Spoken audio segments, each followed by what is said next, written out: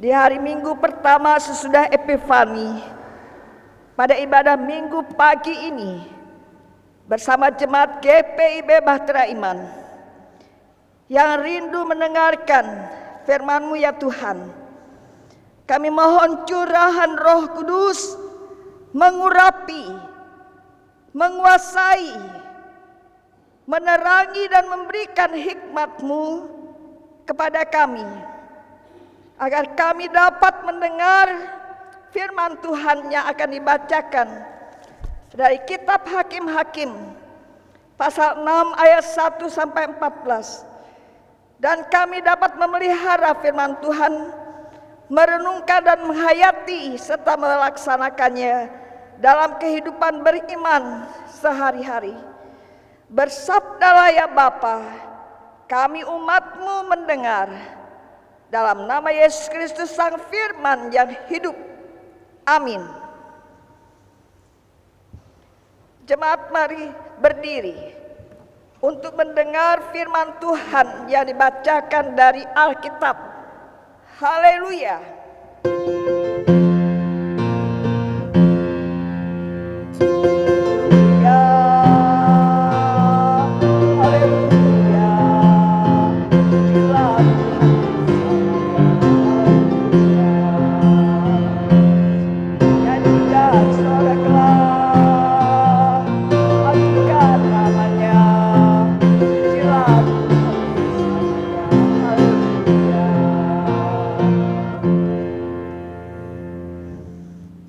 Pembacaan Alkitab hari ini dari kitab Hakim-Hakim pasal 6 ayat 1 sampai 14. Hakim-Hakim pasal 6 ayat 1 sampai 14 yang menyatakan,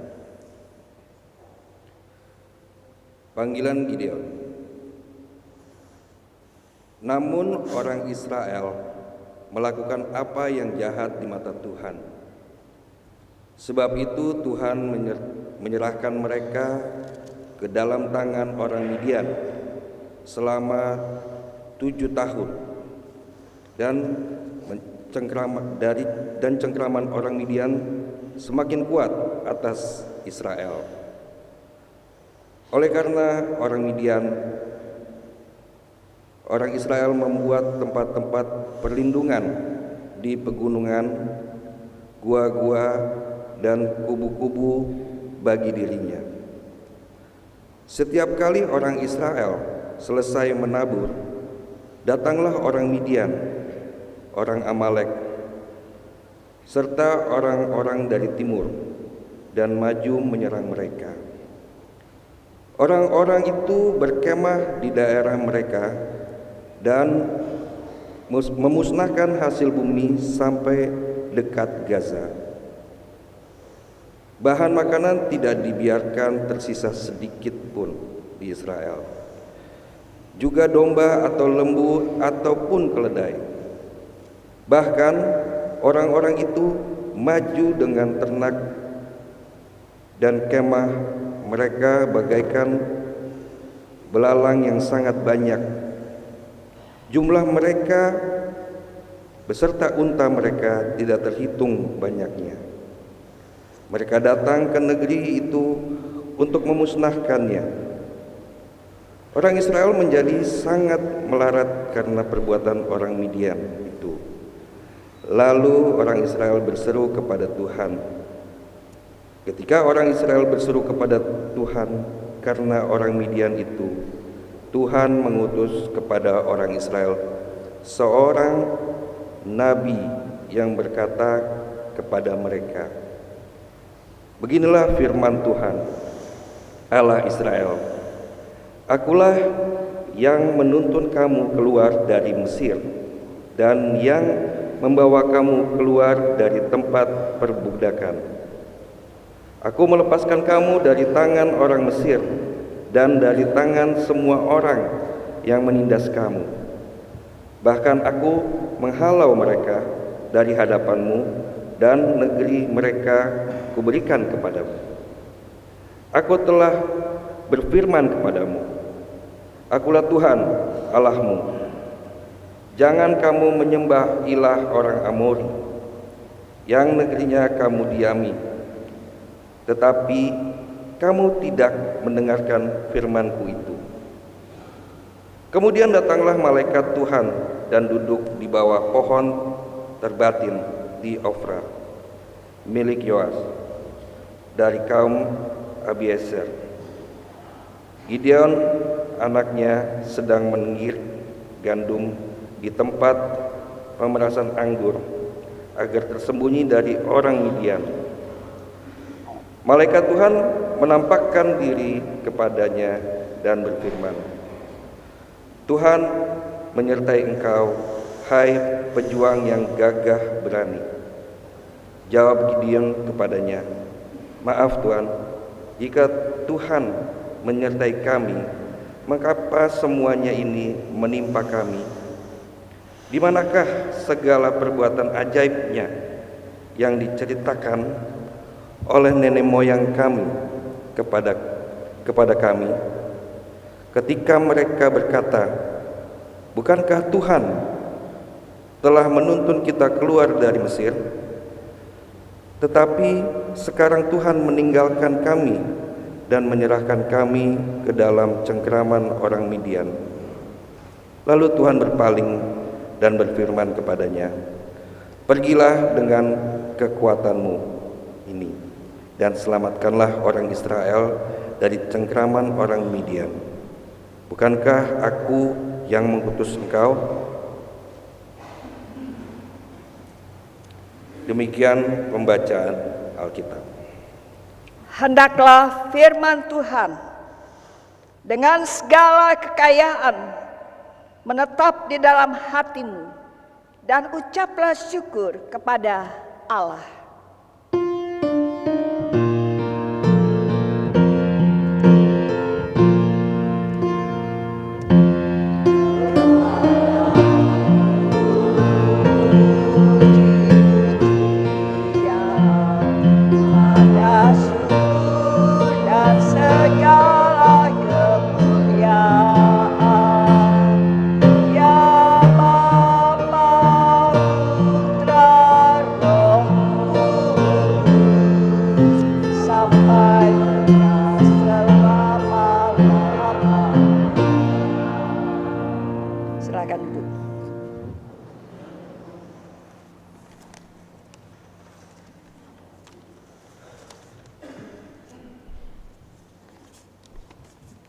Salam sejahtera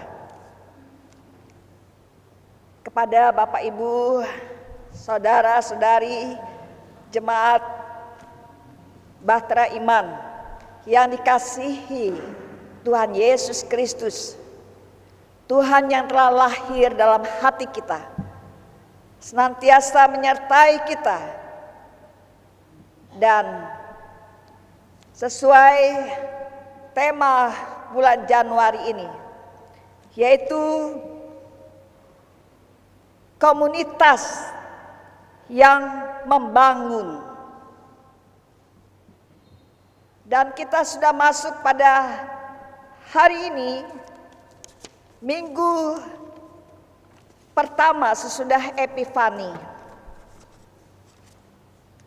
Bahkan telah mendengarkan pembacaan Alkitab dari kitab Hakim-Hakim pasal 6 ayat pertama sampai 14. Dan tema pada pagi hari ini dipanggil untuk berpartisipasi dalam mentransformasi mental spiritual.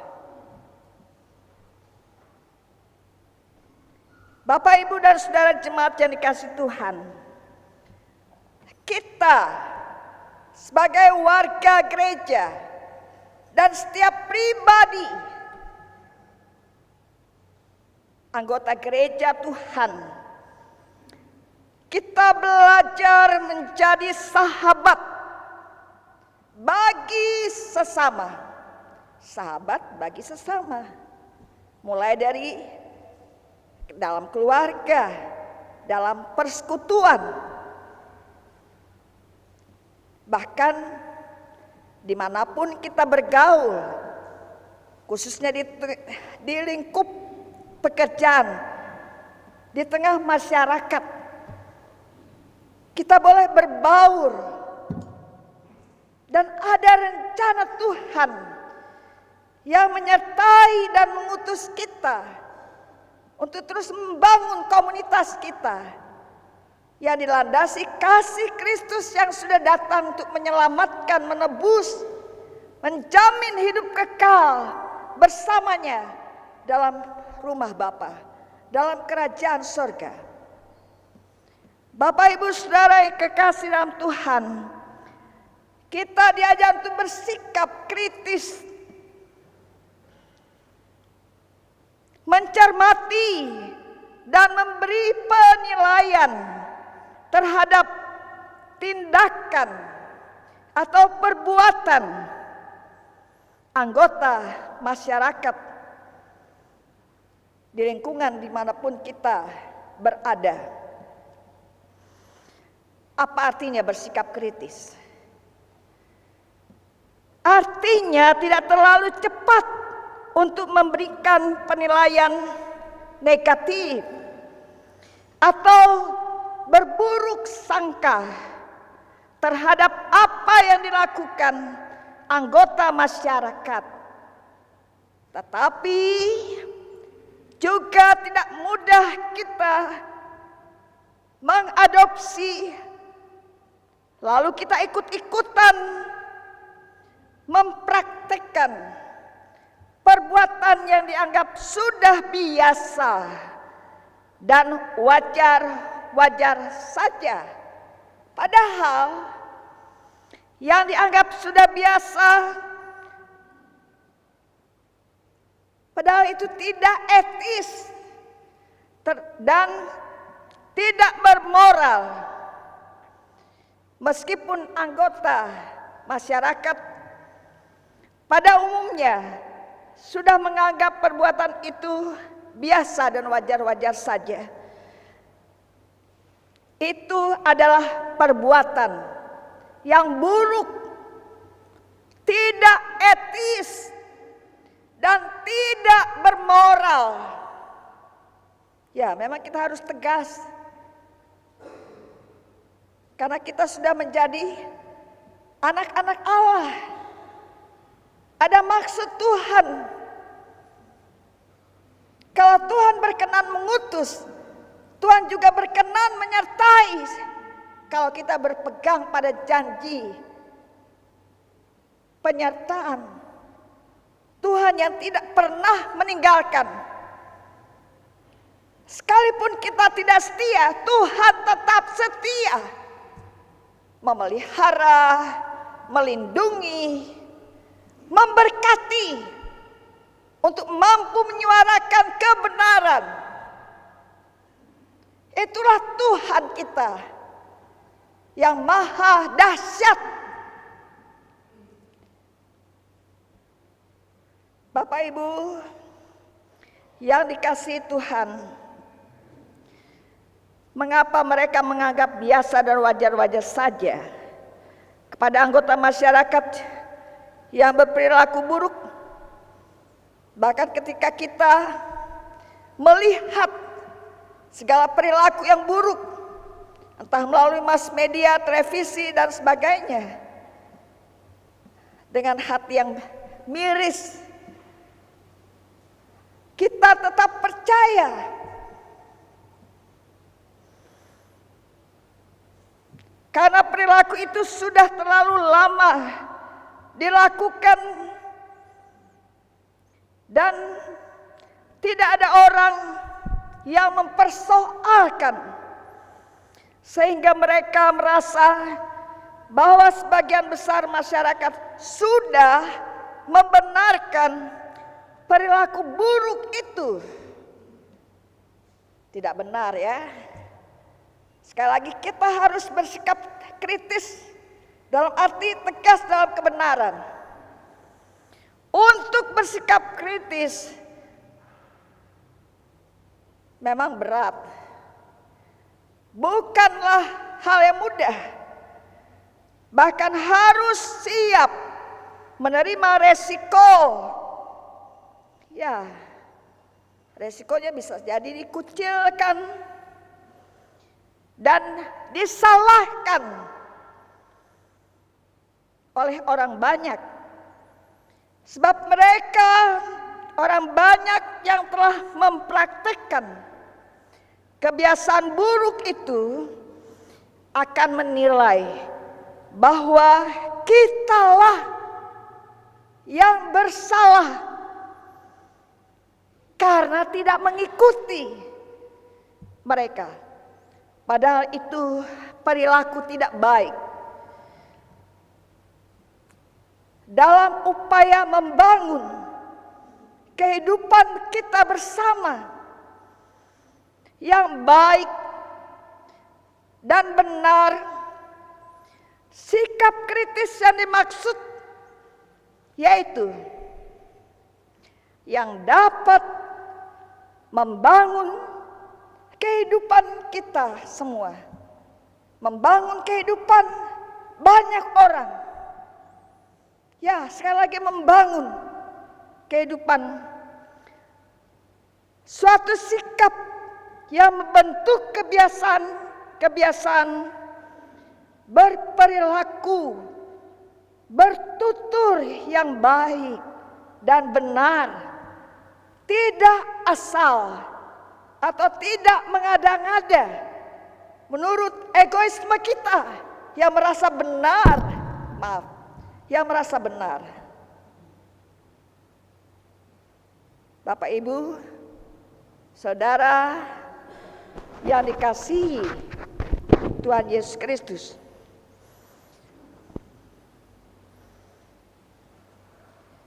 kita percaya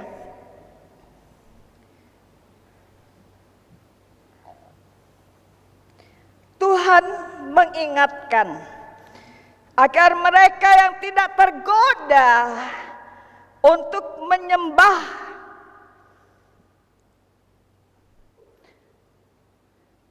sebagaimana dewa-dewa pada waktu itu yang disembah orang Kanaan. Karena itu keberadaan mereka amat sangat mengusik ketentraman dan kenyamanan Israel. Ya, mereka mengusik.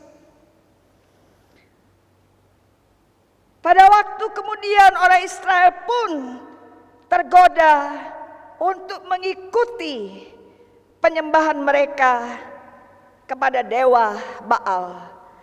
Tetapi pada waktu kemudian terus mengganggu ketentraman Israel,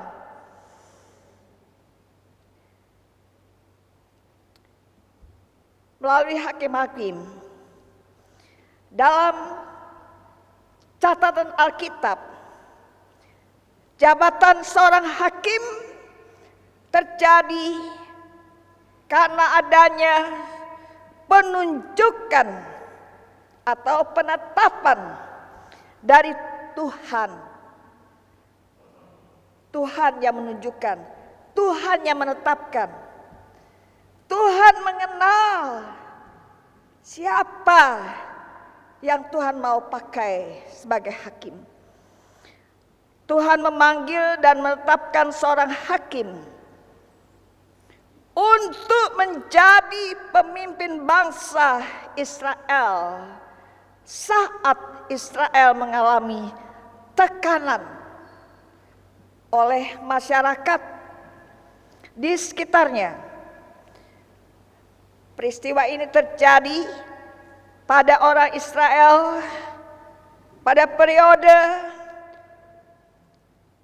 pasca kematian Yosua. Pada periode ini, menurut tradisi orang-orang Yahudi, kitab hakim-hakim ditulis oleh Samuel. Tapi para penafsir umumnya berpendapat bahwa kitab hakim-hakim ditulis oleh banyak penulis. Isi dari kitab Hakim-Hakim meliputi suatu periode waktu yang panjang yang dimulai setelah kematian Yosua dan berakhir sebelum tampilnya Samuel dan penobatan Saul sebagai raja, dengan kurun waktu sekurang-kurangnya 410 tahun. Jadi kitab Hakim-Hakim menunjukkan dari ketidaktaatan kepada Allah. Menurut kitab ini, seorang raja atau pemimpin yang benar akan membawa rakyatnya kepada Allah. Dan pada kitab ini,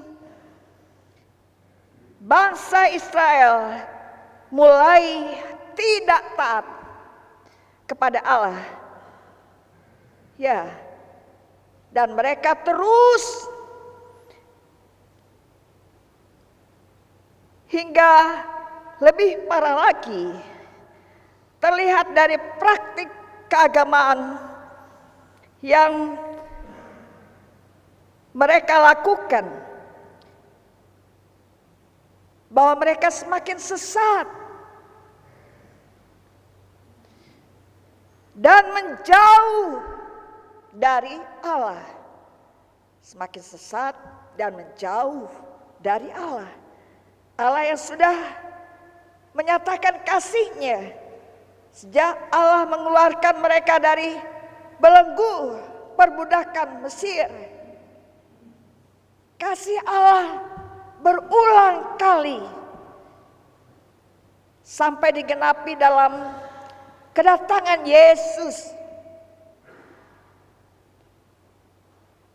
putranya yang tunggal, firman hidup itu, Allah yang menjelma menjadi manusia dalam diri Yesus Kristus. Bagaimana hidup pelayanan, ketaatan, kesetiaan Tuhan Yesus. Dia rela berkorban hingga mati, disalibkan, dikuburkan. Tapi pada hari ketiga dia telah bangkit dari antara orang mati.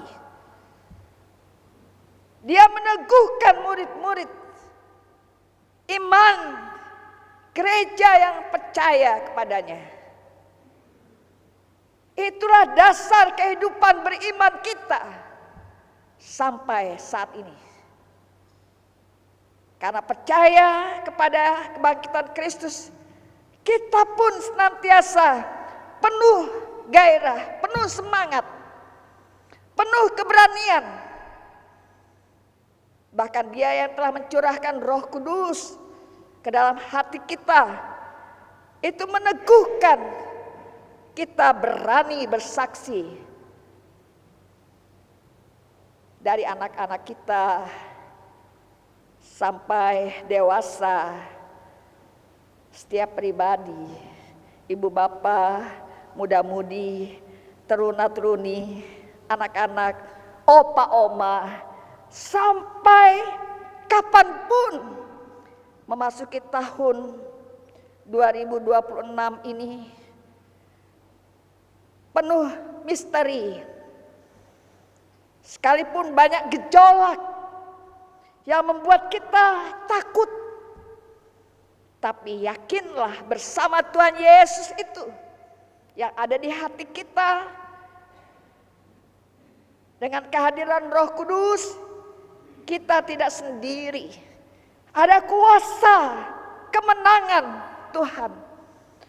Menang atas pergumulan dosa, menang atas berbagai pergumulan. Karena perbuatan-perbuatan yang melanggar firman, perintah, ketetapan Tuhan.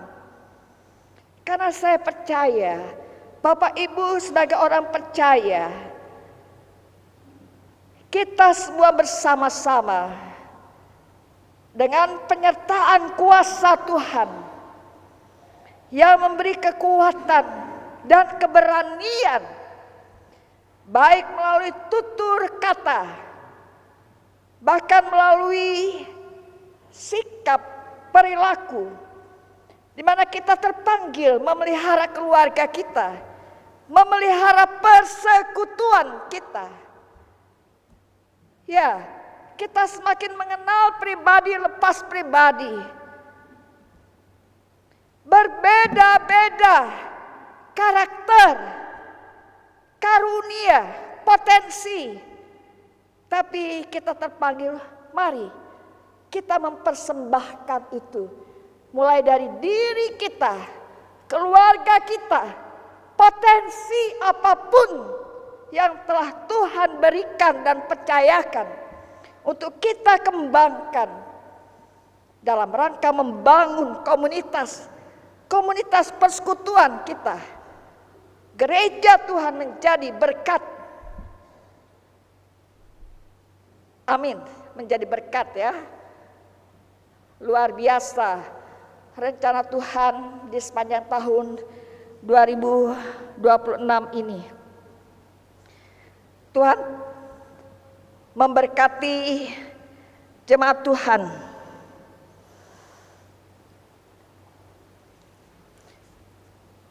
Sebagaimana firman Tuhan yang digambarkan oleh Israel melawan orang Filistin, dan Alkitab menggambarkan orang Filistin sebagai bangsa yang tidak beradab dan yang tidak bersunat. Dewa mereka adalah Dagon. Orang Israel cenderung meninggalkan Tuhan dan menyembah ilah-ilah orang-orang Kanaan. Penyebabnya karena orang Kanaan lebih unggul daripada mereka dalam beberapa hal. Terlihat dari bidang kesenian, kesusastraan, arsitektur, perdagangan, organisasi politik, dan lain-lain. Membawa orang Israel kepada praktik keagamaannya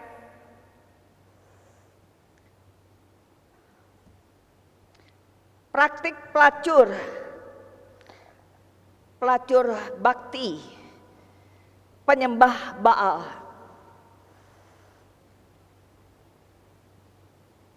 Gabungan antara seks dan agama yang menjadi daya tarik bagi orang Israel berpaling dari Tuhan.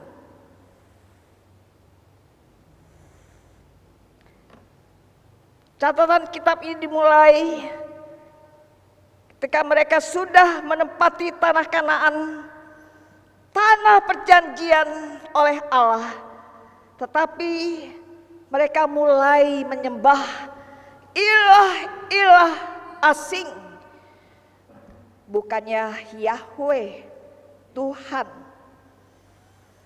Allah Israel. Dan dengan orang-orang Kanaan yang masih ada. Ini merupakan suatu pengakuan kegagalan. Pada bagian pembukaan, Israel melakukan apa yang jahat di mata Yahweh. Dan umat Israel diserahkan ke dalam tangan musuh-musuhnya. Ya, Yahweh membangkitkan seorang pemimpin. Dan roh Tuhan bekerja atasnya. Atas pemimpin yang diurapi, diutus Tuhan. yang mampu mengalahkan musuh, dan ada damai di tanah itu. Setelah ada damai, untuk beberapa waktu orang Israel melakukan kebaikan. Karena melakukan kebaikan dan menerima upah berkat Yahweh. Tapi berulang kali mereka kembali lagi melakukan hal-hal jahat dan mengulangi pola hidup yang melanggar. Pada ayat 7a, ketika orang Israel berseru kepada Tuhan, maka Tuhan mengutus seorang nabi pada orang Israel. Ibu bapak, saudara yang dikasihi Tuhan,